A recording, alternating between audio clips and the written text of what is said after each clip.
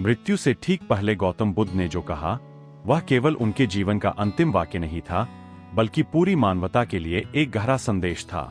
कुशीनगर में अपने अंतिम समय में, जब उनके शिष्य शोक और भय से भरे हुए थे, तब बुद्ध अत्यंत शांत और स्थिर थे। उन्होंने देखा कि उनके जाने के बाद लोग किसी सहारे की तलाश करेंगे, इसलिए उन्होंने अंतिम उपदेश में जीवन का सबसे बड़ा सत्य सरल शब्दों में समझाया। बुद्ध ने कहा, वैधम्मा संखारा अपमादेन संपादेत, अर्थात सब चीजें नश्वर है, उनका क्षय होना स्वभाव है, इसलिए जागरूकता और सतर्कता के साथ अपने लक्ष्य की ओर बढ़ो। इस वाक्य में बुद्ध ने साफ कर दिया कि इस संसार में कुछ भी स्थायी नहीं है, न शरीर, न संबंध, न सुख, न दुख। जो जन्म लेता है उसका नाश निश्चित है। लेकिन इस सत्य को जानकर डरने के बजाय बुद्ध ने जागरूक होकर जीने की सीख दी। उन्होंने यह नहीं कहा कि कोई ईश्वर तुम्हें बचाएगा या कोई गुरु हमेशा साथ रहेगा। उन्होंने स्पष्ट कहा कि अपमाद यानी सजगता ही जीवन का सबसे बड़ा सहारा है। अपने कर्म, अपने विचार और अपने व्यवहार की जिम्मेदारी स्वयं उठाओ। बुद्ध के अंतिम शब्दों का सबसे गहरा अर्थ यह था कि मृत्यु अंत नहीं है, बल्कि जीवन को सही ढंग से जीने की याद दिलाने वाला क्षण है।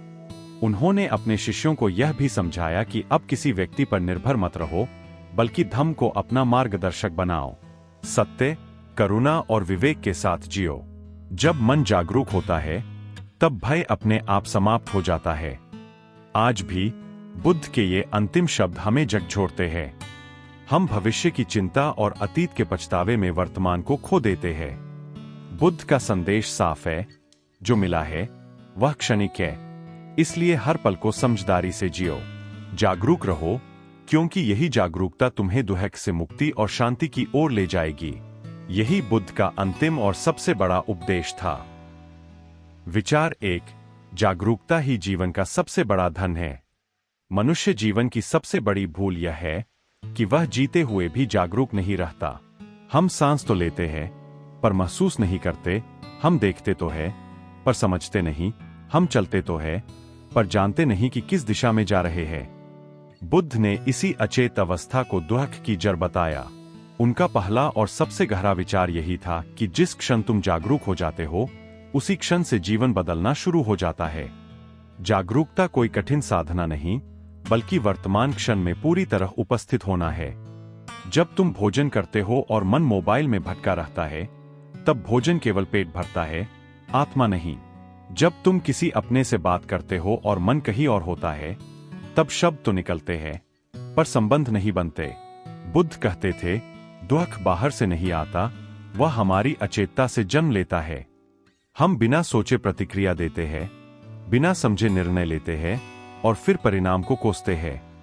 यदि इंसान थोड़ा सा रुककर देख ले, सुन ले और समझ ले, तो आधे दुख वही समाप्त हो जाए। जागरूक व्यक्ति परिस्थितियों का गुलाम नहीं होता। वही परिस्थिति किसी को तोड़ देती है और किसी को मजबूत बना देती है। फर्क केवल जागरूकता का होता है। जब तुम क्रोध में हो और यह जान लेते हो कि अभी मेरे भीतर क्रोध है, उसी क्षण क्रोध की शक्ति कम हो जाती है। जब तुम दुखी हो और इसे दबाने के बजाय स्वीकार कर लेते हो, तो दुख तुम्हारा शिक्षक बन जाता है, शत्रु नहीं। बुद्ध का यह विचार हमें सिखाता है कि भावनाओं से लड़ना नहीं है, उन्हें समझना है। आज की दुनिया में सबसे दुर्लभ चीज समय नहीं, बल्कि ध्यान है। सबके पास समय है, पर किसी के पास स्वयं के लिए ध्यान नहीं। हम भविष्य की चिंता में आज खो देते हैं और अतीत के पछतावे में वर्तमान जला देते हैं। बुद्ध का संदेश साफ है, जो क्षण हाथ में है वही जीवन है। जो इसे पूरी होशियारी से जी लेता है, वही सच में जीवित है। इसलिए पहला विचार यही है, हर काम को होश के साथ करो। चलो तो जानते हुए चलो, बोलो तो सोचकर बोलो, सुनो तो पूरे मन से सुनो। यही साधारण सा अभ्यास धीरे धीरे तुम्हें असाधारण शांति की ओर ले जाएगा। जागरूकता कोई लक्ष्य नहीं, बल्कि जीने की कला है, और जिसने यह कला सीख ली, उसके लिए जीवन बोझ नहीं, उत्सव बन जाता है। विचार 2, आसक्ति ही दुख की असली जड़ है।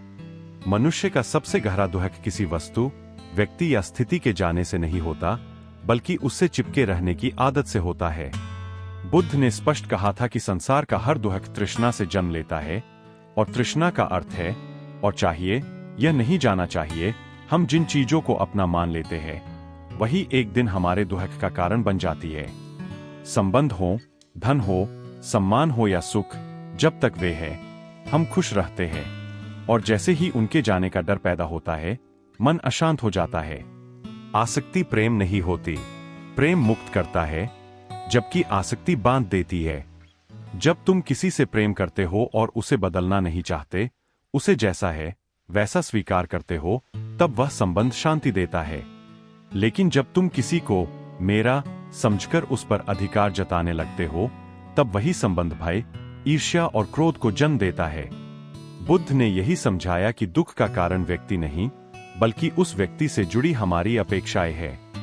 मनुष्य यह भूल जाता है कि जो भी मिला है वह अस्थायी है। हम जानते हुए भी ऐसा व्यवहार करते हैं मानो सब कुछ हमेशा हमारे पास रहेगा। इसी भ्रम में हम भविष्य की सुरक्षा के नाम पर वर्तमान को खो देते हैं। बुद्ध कहते हैं, जिस दिन तुम यह स्वीकार कर लेते हो कि सब कुछ बदलने वाला है, उसी दिन भीतर एक अजीब सी हल्कापन आ जाता है। तब चीजें छिनने का डर नहीं रहता, क्योंकि तुम पहले से ही परिवर्तन के सत्य को समझ चुके होते हो। आसक्ति छोड़ने का अर्थ यह नहीं कि तुम सब कुछ त्याग दो या रिश्तों से दूर भागो। इसका अर्थ है भीतर से निर्भरता को छोड़ देना।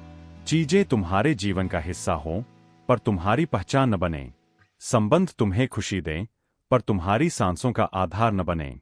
जब तुम किसी चीज के बिना भी शांत रह सकते हो, तभी तुम वास्तव में स्वतंत्र होते हो। बुद्ध का यह दूसरा विचार हमें सिखाता है कि पकड़ना छोड़ो और अनुभव करना सीखो। जीवन को मुट्ठी में बंद करने की कोशिश मत करो, क्योंकि जितना कसकर पकड़ोगे उतना ही दुख बढ़ेगा। हाथ खोल दो, बहाव के साथ चलो। जो आए उसका स्वागत करो, जो जाए उसे जाने दो। यही त्याग नहीं, यही सच्ची समझ है, और इसी समझ में दुख से मुक्ति का मार्ग छुपा है। विचार 3, तुम जैसे सोचते हो वैसे ही बन जाते हो। बुद्ध ने बहुत गहराई से यह सत्य बताया कि मनुष्य का पूरा जीवन उसके विचारों से बनता है। उन्होंने कहा था, मन ही सब कुछ है। जैसा तुम सोचते हो वैसे ही बन जाते हो। बाहर की दुनिया तुम्हें जितना प्रभावित करती है, उससे कहीं अधिक तुम्हारे भीतर चलने वाले विचार तुम्हारा भविष्य तय करते हैं।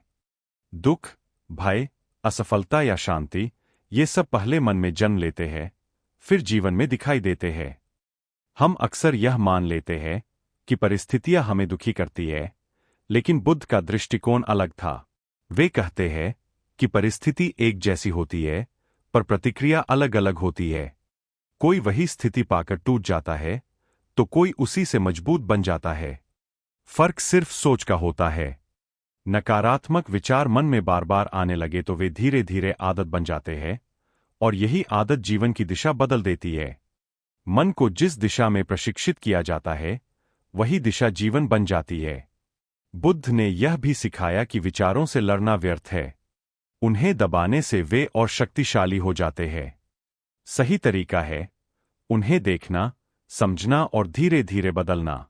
जब तुम अपने मन में उठने वाले क्रोध, ईर्ष्या या भय को बिना जज किए देख लेते हो, तब वे अपनी पकड़ खोने लगते हैं। जागरूकता की रोशनी पड़ते ही अंधकार अपने आप कम हो जाता है। अच्छे विचार कोई चमत्कार नहीं करते, लेकिन वे सही कर्म को जन्म देते हैं, और सही कर्म समय के साथ जीवन को बदल देता है। यदि तुम बार बार स्वयं से कहते हो कि मैं कमजोर हूं, तो तुम्हारा मन उसी के अनुसार काम करेगा। लेकिन जब तुम यह समझ लेते हो कि हर मनुष्य सीख सकता है, बदल सकता है, आगे बढ़ सकता है, तो भीतर नई ऊर्जा पैदा होती है। बुद्ध का संदेश यही है कि मन को दुश्मन नहीं, मित्र बनाओ। इस विचार का सबसे बड़ा लाभ यह है कि यह जिम्मेदारी तुम्हारे हाथ में देता है। तुम अपने दुख के लिए दूसरों को दोष देना छोड़ देते हो और अपने मन को समझना शुरू करते हो। जब सोच शुद्ध होती है, तो शब्द शुद्ध होते हैं, शब्द शुद्ध होते हैं, तो कर्म शुद्ध होते हैं, और जब कर्म शुद्ध होते हैं, तो जीवन अपने आप शांत और संतुलित हो जाता है। इसलिए तीसरा विचार यही है, अपने विचारों को हल्के में मत लो। वे ही तुम्हारा भविष्य कर रहे हैं। जैसा सोचोगे वैसा बनोगे। विचार 4, करुणा ही सच्ची शक्ति है। दुनिया करुणा को अक्सर कमजोरी समझ लेती है, लेकिन बुद्ध के अनुसार करुणा सबसे बड़ी शक्ति है। जिस व्यक्ति के भीतर करुणा होती है, वही वास्तव में मजबूत होता है। क्रोध करना आसान है, बदला लेना भी आसान है, लेकिन समझना, क्षमा करना और किसी के दुख को अपना समझना, इसके लिए भीतर से बहुत बड़ा साहस चाहिए। बुद्ध ने कहा था कि जिसने दूसरों के दुख को महसूस करना सीख लिया, उसने अपने दुख से ऊपर उठना शुरू कर दिया। मनुष्य अपने दर्द में इतना उलझा रहता है कि उसे दूसरों का दर्द दिखाई ही नहीं देता। हम सोचते हैं कि हमारी समस्याएं सबसे बड़ी है, हमारे घाव सबसे गहरे हैं। लेकिन जब हम किसी और के संघर्ष को देखते हैं, तो अहंकार अपने आप पिघलने लगता है। करुणा का अर्थ यह नहीं कि तुम दूसरों के दुख को अपने ऊपर ओढ़ लो, बल्कि इसका अर्थ है उन्हें समझो, बिना जज किए उनके साथ खड़े रहो। यही समझ मन को शांत करती है। बुद्ध ने यह भी सिखाया कि करुणा केवल दूसरों के लिए नहीं, स्वयं के लिए भी होनी चाहिए। हम अपने प्रति सबसे कठोर होते हैं, अपनी गलतियों को माफ नहीं करते, अपनी असफलताओं को बार बार याद करते हैं और खुद को ही दोषी ठहराते रहते हैं। लेकिन जिस दिन तुम स्वयं से करुणा से बात करना सीख लेते हो, उसी दिन भीतर का तनाव कम होने लगता है। स्वयं को समझना, स्वयं को स्वीकार करना, यह भी करुणा ही है। जहां करुणा होती है, वहां हिंसा टिक नहीं पाती। जहां समझ होती है, वहां क्रोध धीरे धीरे कमजोर पड़ जाता है। बुद्ध का जीवन इसका उदाहरण था। उन्होंने न तो किसी को मजबूर किया, न डराया, न दंड दिया। उन्होंने केवल करुणा के माध्यम से लोगों के हृदय बदले। यही कारण है कि उनके शब्द आज भी जीवित है। करुणा से भरा व्यक्ति अकेला नहीं होता। भले ही वह बाहरी रूप से शांत और मौन हो, लेकिन भीतर से वह पूरे संसार से जुड़ा होता है। करुणा हमें यह याद दिलाती है कि हम सब एक ही पीड़ा और एक ही खोज के यात्री हैं। जब तुम यह समझ लेते हो, तो दूसरों को चोट पहुंचाने की इच्छा अपने आप समाप्त हो जाती है। इसलिए चौथा विचार यही है, करुणा को कमजोरी नहीं, अपनी ताकत बनाओ। दूसरों के लिए भी और अपने लिए भी। क्योंकि जिस दिन करुणा जाग जाती है, उसी दिन भीतर एक ऐसी शांति जन्म लेती है जिसे कोई छीन नहीं। विचार 5, परिवर्तन ही जीवन का शाश्वत सत्य है। मनुष्य का सबसे बड़ा भ्रम यह है कि वह चीजों को स्थायी मान लेता है।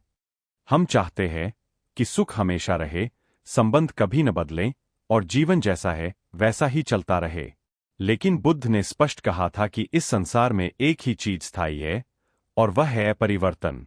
जो जन्म लेता है वह बदलेगा, जो बदलेगा वह एक दिन समाप्त भी होगा। इस सत्य को न समझना ही हमारे अधिकांश दुखों की जड़ है।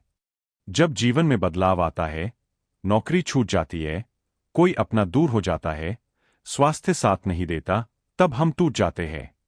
हम सोचते हैं कि हमारे साथ ही ऐसा क्यों हुआ। लेकिन बुद्ध का दृष्टिकोण कहता है कि बदलाव कोई सजा नहीं, बल्कि प्रकृति का नियम है। जो व्यक्ति परिवर्तन को स्वीकार कर लेता है, वही जीवन के थपेड़ों में भी संतुलित रह पाता है। विरोध करने से दर्द बढ़ता है, स्वीकार करने से शांति आती है। परिवर्तन का अर्थ यह नहीं कि सब कुछ बुरा ही होगा। जैसे दुह खाता है, वैसे ही चला भी जाता है।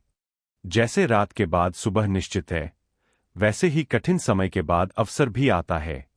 बुद्ध हमें यह सिखाते हैं कि किसी भी अवस्था को पकड़कर मत बैठो, न सुख को, न दुख को। दोनों ही अस्थायी है। जब यह समझ भीतर उतर जाती है, तब मन हल्का हो जाता है। बदलाव को स्वीकार करने वाला व्यक्ति अतीत में नहीं जीता। वह बीती बातों को सबक की तरह देखता है, बोझ की तरह नहीं। वह जानता है कि हर अनुभव उसे कुछ सिखाने आया है। यही समझ मनुष्य को परिपक्व बनाती है। परिवर्तन से डरने वाला व्यक्ति रुक जाता है और परिवर्तन को अपनाने वाला आगे बढ़ जाता है। बुद्ध का यह अंतिम विचार हमें लचीला बनाता है। यह सिखाता है कि जीवन नदी की तरह है, बहाव के साथ चलोगे तो आगे बढ़ोगे, बहाव के खिलाफ अड़ोगे तो थक जाओगे। जो बदल रहा है, उसे बदलने दो। जो जा रहा है, उसे जाने दो, क्योंकि जो आ रहा है, उसके लिए जगह तभी बनेगी। इसलिए 5वां विचार यही है, परिवर्तन से मत डरो, उसे समझो और स्वीकार करो। यही स्वीकार तुम्हें भीतर से मुक्त करेगा और जीवन को बोझ नहीं, यात्रा बना देगा। बुद्ध के ये 5 विचार किसी धर्म या परंपरा की सीमा में बंधे हुए नहीं हैं, बल्कि हर उस व्यक्ति के लिए है जो जीवन को समझना चाहता है। जागरूकता सिखाती है कि कैसे जीना है, आसक्ति बताती है कि क्या छोड़ना है, विचार समझाते हैं कि जीवन कैसे बनता है, करुणा दिखाती है कि शक्ति क्या होती है, और परिवर्तन याद दिलाता है कि कुछ भी स्थायी नहीं है। इन सबका सार यही है कि दुख बाहर नहीं, भीतर की अज्ञानता से पैदा होता है, और मुक्ति भी भीतर की समझ से ही मिलती है। बुद्ध ने कोई चमत्कार नहीं बेचे, नहीं स्वर्ग का लालच दिया। उन्होंने बस इतना कहा, खुद को जानो।